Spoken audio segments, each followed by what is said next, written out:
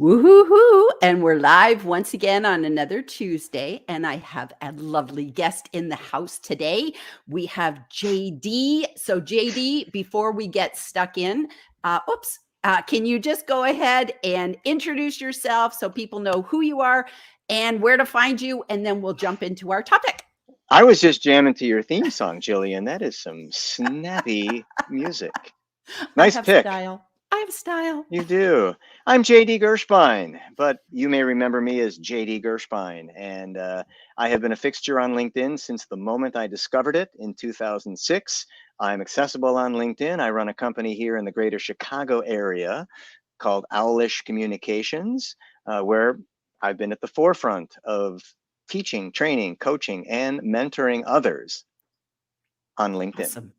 Awesome, awesome, awesome. So, our topic today is leveling up your LinkedIn style. I love it. I Wow. love it. I love it.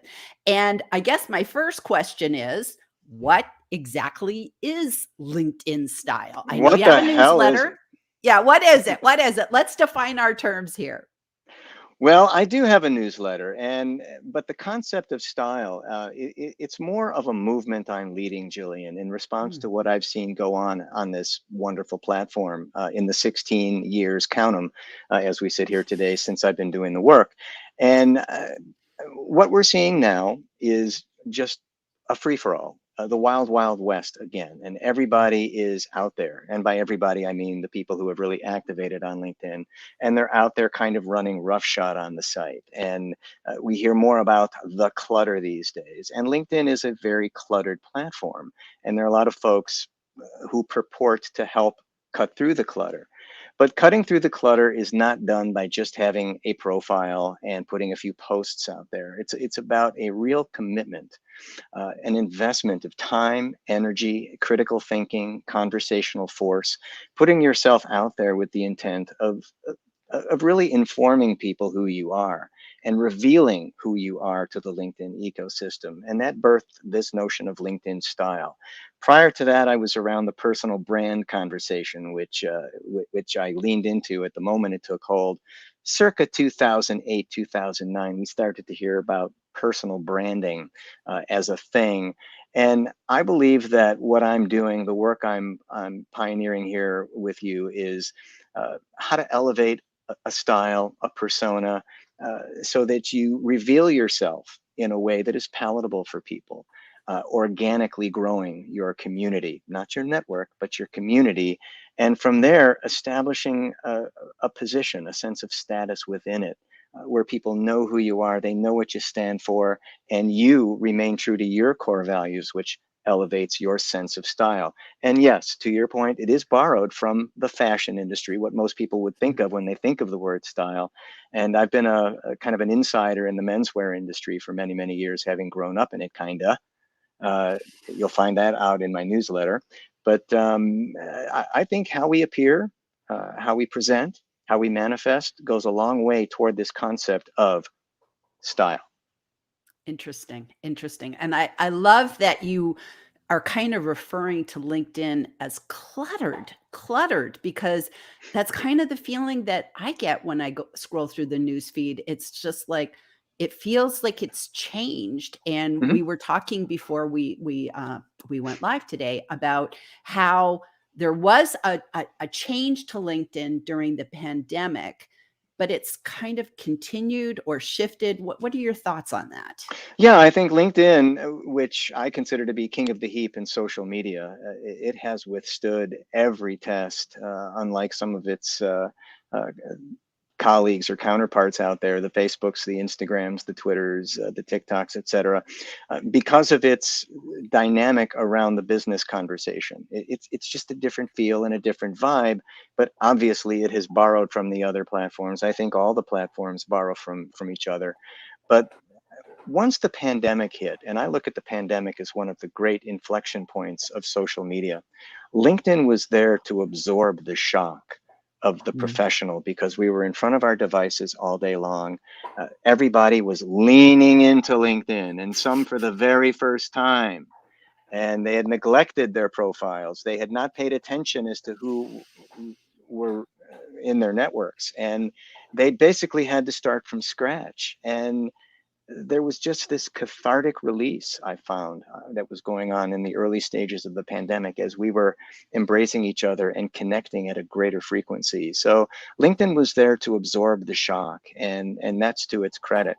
But in the process, more and more people have really confronted their frailties, their vulnerabilities, their illnesses, and they're taking to LinkedIn to broadcast them. And we've never seen this before, really, since pre-pandemic. It's different. That's for sure. That's for sure.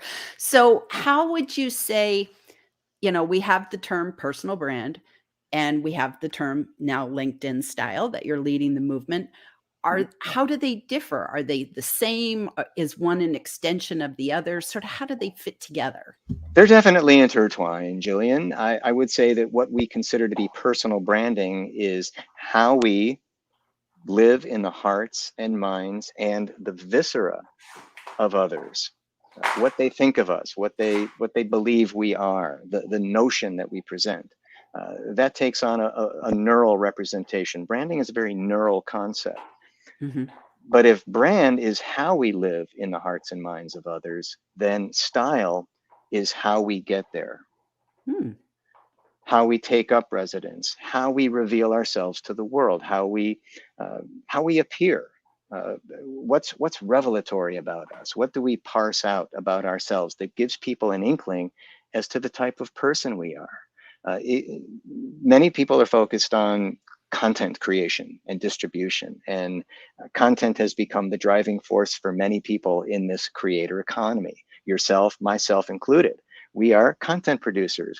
There's something very, I get an endorphin rush when I produce a wonderful piece of content. And I engaged you to up level my video skills, and native video has become just powerful right now. So we've got all these ways that LinkedIn has given us to bring ourselves forward, communicate ourselves to the world. And yes, while it is branding, it's our style of doing it.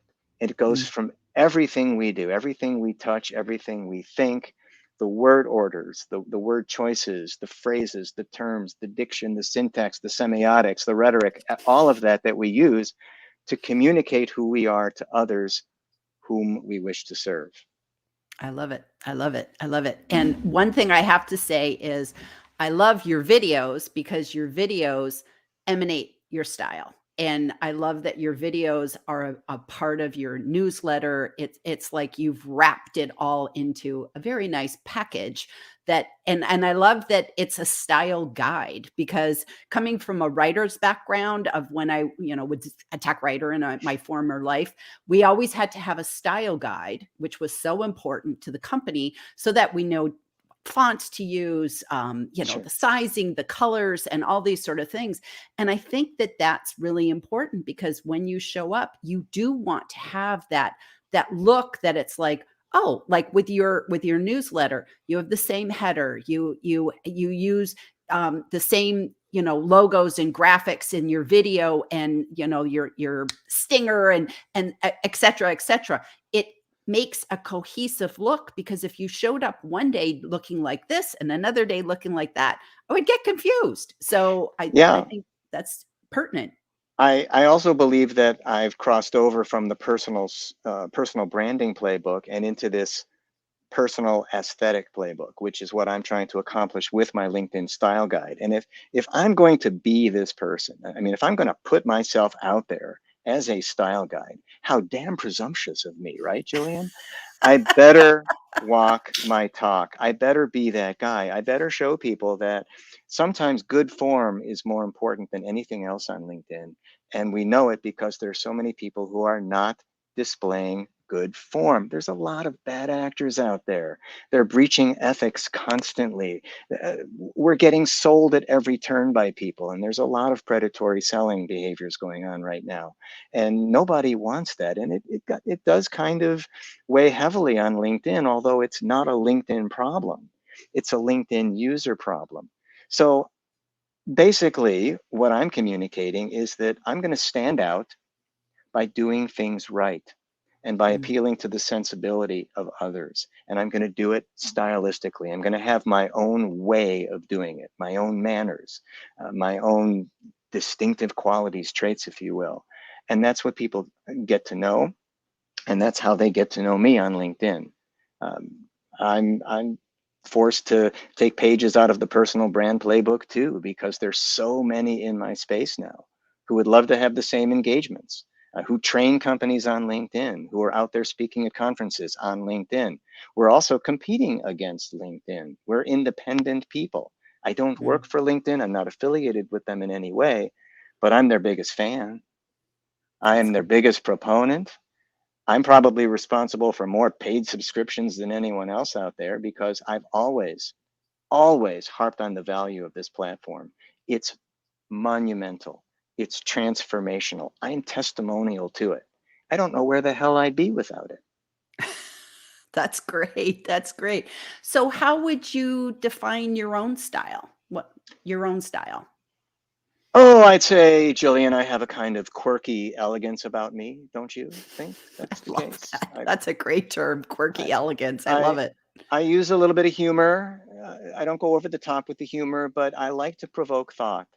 And I fancy myself a raconteur. I post in a way that is uniquely mine. I don't borrow from anyone else's playbook or imitate them along the way. I've been selectively emulating people my whole life, and they're probably fastened into my overall schema and the way I do things. But when I go out on LinkedIn, whether I'm self-promoting, and we all self-promote, Hmm. or whether I'm sharing an article written by someone else or just bringing something to the table that's completely not related to business. I tend to post on National Pizza Day. That one actually gets a lot of great feedback, but I'm doing it in a style, in a way, in a mode that's uniquely attributable to me. That's how I define it. What you see is what you get with me, folks. I love it. I love it. So I know that you have a background in improv. Does that Yes, factor into your style? it's factoring in right now at this moment. I'm as interested as you are to see what comes out of my mouth next. I have no idea. My whole life, my whole career has been improvised. When I got to the Second City in the 1980s and started studying improv as a craft, I was kind of serious about it. I performed and I got that bug to be out in front of people, and that's where you really, I mean, you want to talk about relying on your wits, Jillian. That was when you're a youngster learning the trade, the tricks of improv, and you're at the best institution in the world for it. Yeah, there's a certain status and a certain cachet about it, but it remained dormant for many years. And then I picked it up in 2017. I went back to the Second City actually to gain some one-on-one coaching to up level my solo performance. But Hmm. my coach said, "Hey, as long as you're here, I've seen your stuff online. Why don't you enroll in some long form improv classes?" Hmm. So I did. I went back and I studied long form, short form improv, media and film production. And I kind of bring this now to my work because I see improv as a valuable cognitive framework for LinkedIn. Everything I do on this site is improvised. I feel I've reached a strategic threshold with it. And I impart this to my clients and students who are thirsty for the strategies. I say strategy and tactics will only take you so far on LinkedIn. At some point, you got to improvise because you're dealing with so much uncertainty out there. Human beings are on the other side of your messaging, and they don't respond in textbook ways.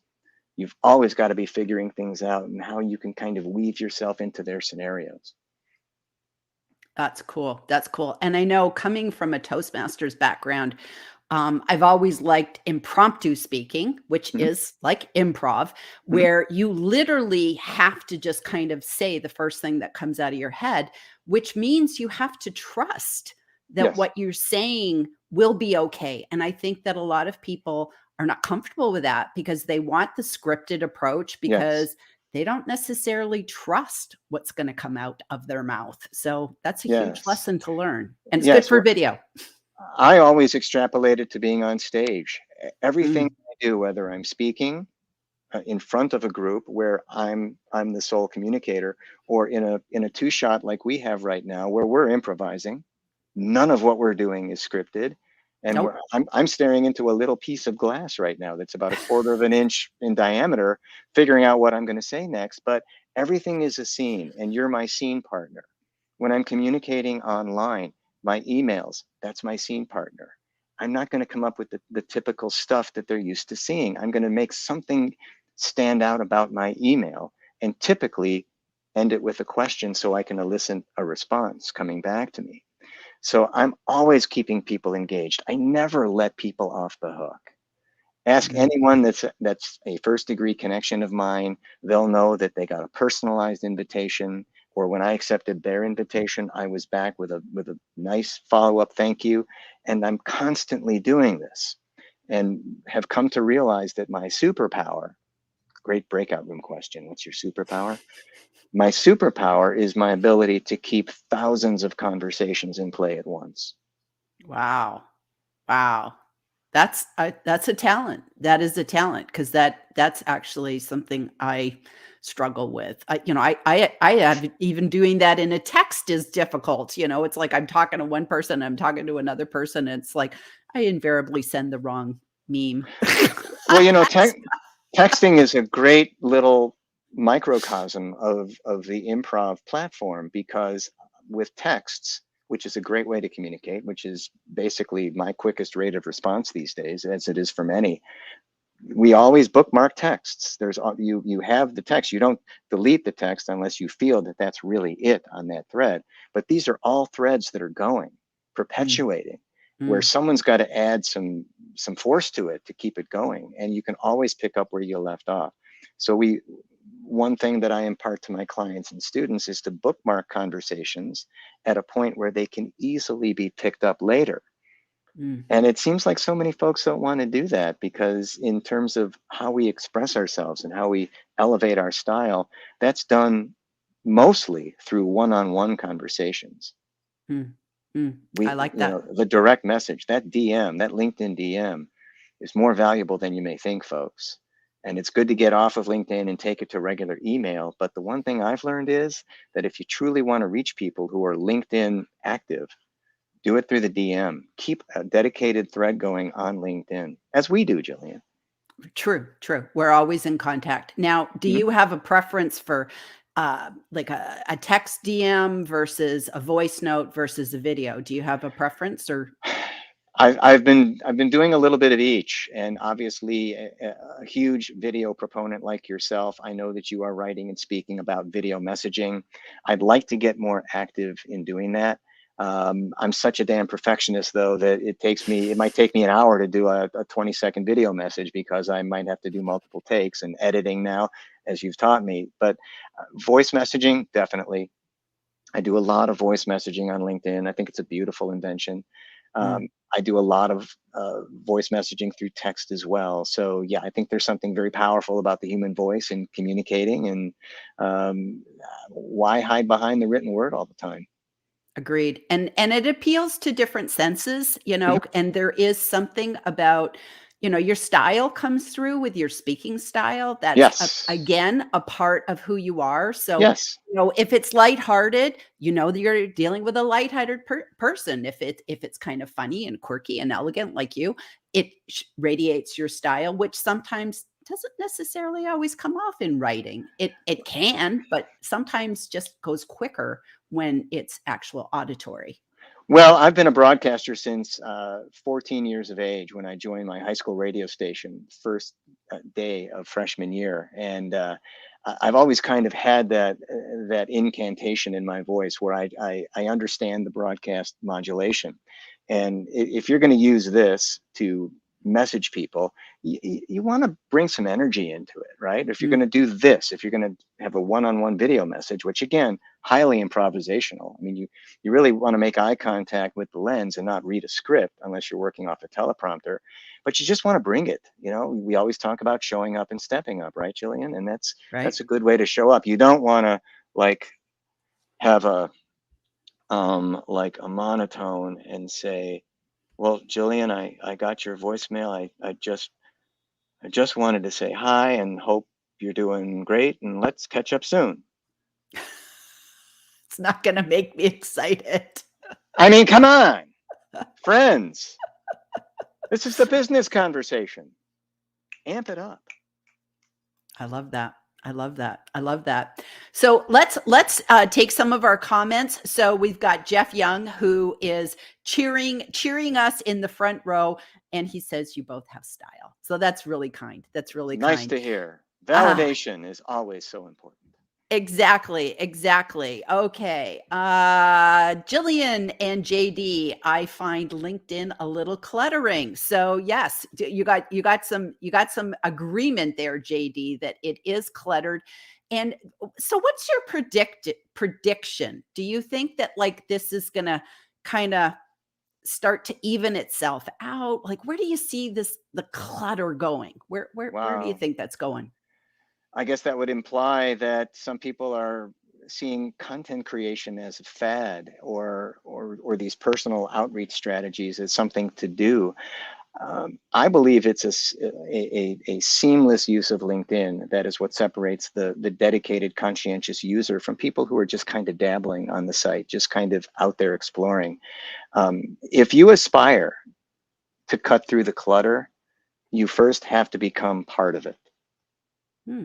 So there's something to be said for taking your place within the LinkedIn ecosystem and seeing what the algorithm throws you.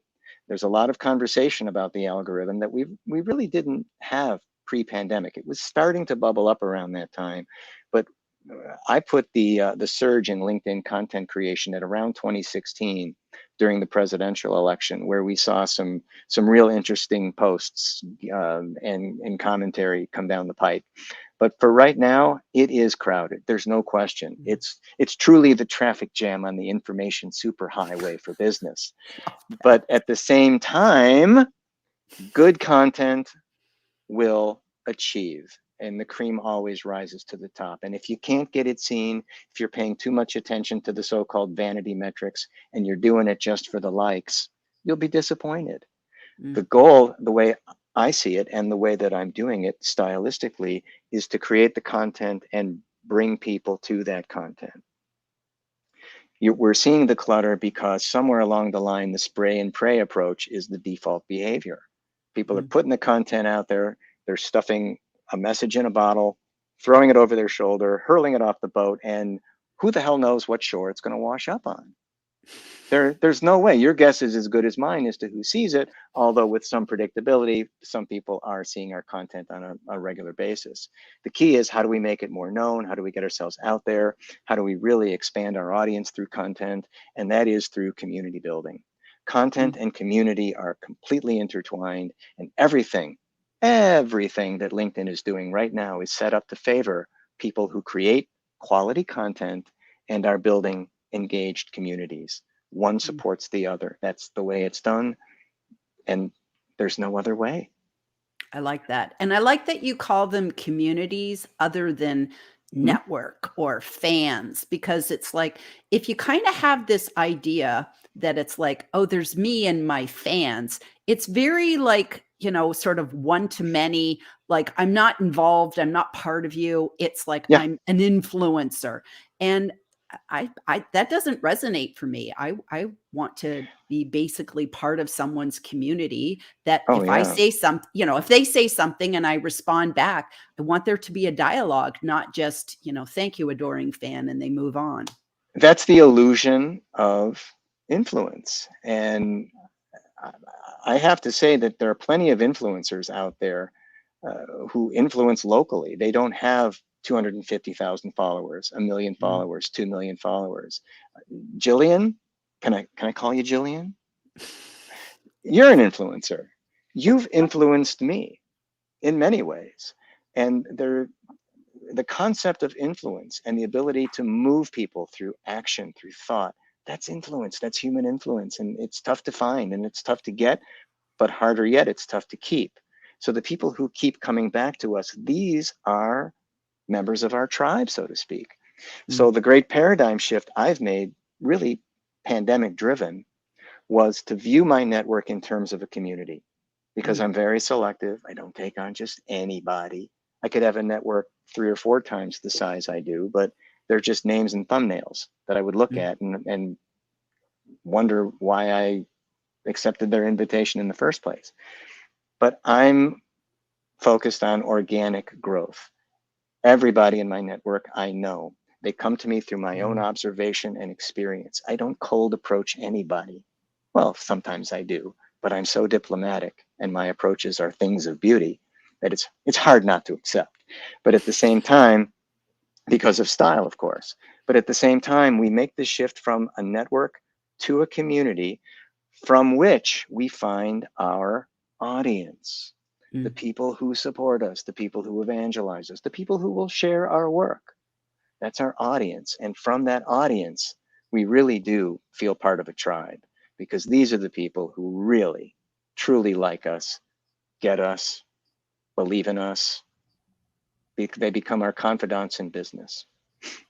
I like that. And I like that you go for quality over quantity, because I think there's a misnomer that in order to be an influencer, you have to have X amount of followers, whether it's Yes. 50,000 or something like that. So I've never looked at myself as an influencer because I don't have those kind of numbers, but I do Yeah. approach the platform from a position of adding value, and I post less but more in-depth content now. So, I'm with you. I'm totally with you. I think the concept of influence has been thrown way out of whack. The concept of thought leadership has been thrown way out of whack. I used to be all over that term, and now I feel it's diluted through the years. I seldom use it. In fact, I don't really use it. I don't use the term lead generation anymore. I don't think anybody mm, wants to be thought of as anybody else's lead right now. oh, I it's think that horrid. again, it comes down to cultivating business relationships through your manner, through your way, through your appearance, through your style, and that's who you roll with in business. And it's what would you rather have? Would you rather have a network of 100 where everybody's hanging on every word you produce and they want to collaborate with you, they want to joint venture with you, or 1,000 people where no one's returning your emails? Mm. Yeah, I agree. I agree. I always liken it to Cheers, the show Cheers, like when Mm-hmm. they'd walk in and everybody would go, Norm. And it's like, that's the kind of community I want on LinkedIn. I want Cheers. Where everybody knows your name, young Jillian. Exactly. Exactly. Exactly. So Jeff Young says clutter, like beauty, is in the eye of the beholder. With 850 million people, there is bound to be some Of chaff course. along with the wheat, which is Boy, is there ever. And so true. I'm the first to tell you there's a lot of chaff out there, but are people willing to actually execute on pulling the chaff from the wheat? I think that LinkedIn is instrumental in shuffling the deck and giving us things to see every time we refresh our screen. With each Mhm. new connection, again, you change up everything and you bring in a whole new system and series into the algorithm. And these are things that I'm not sure people on Cubicle Row at LinkedIn could communicate effectively on, but I know as an observer and a kind of a techie. I mean, I'm not a geeky techie guy. There's much I don't understand, and there are people who are far superior on the technology than I am. But I just know what comes up on the home screen. And after multiple screen refreshes and viewing numerous profiles each time I'm on the site, and just really knowing my way around the platform, I put myself into opportunities.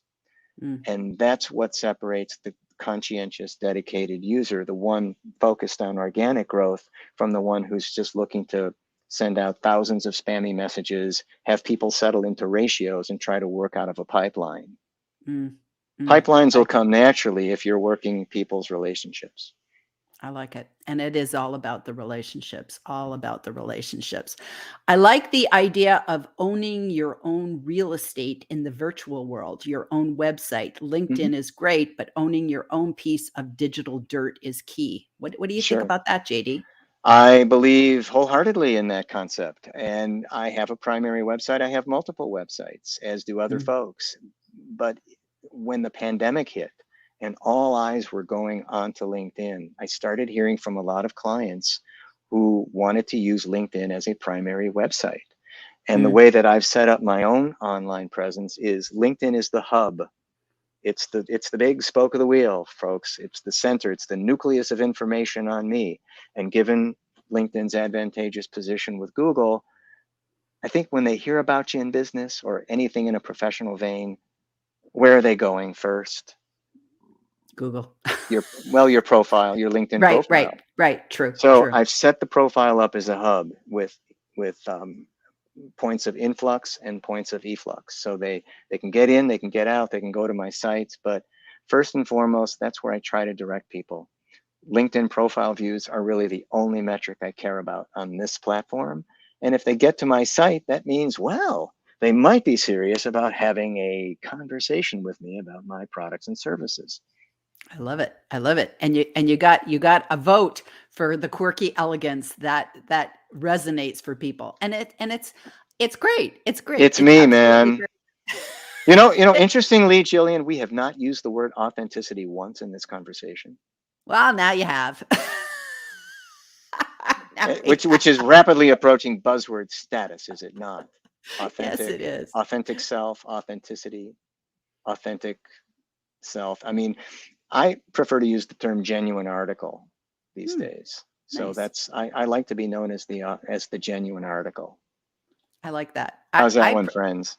I like bee's knees. That's Bee's knees is a good one.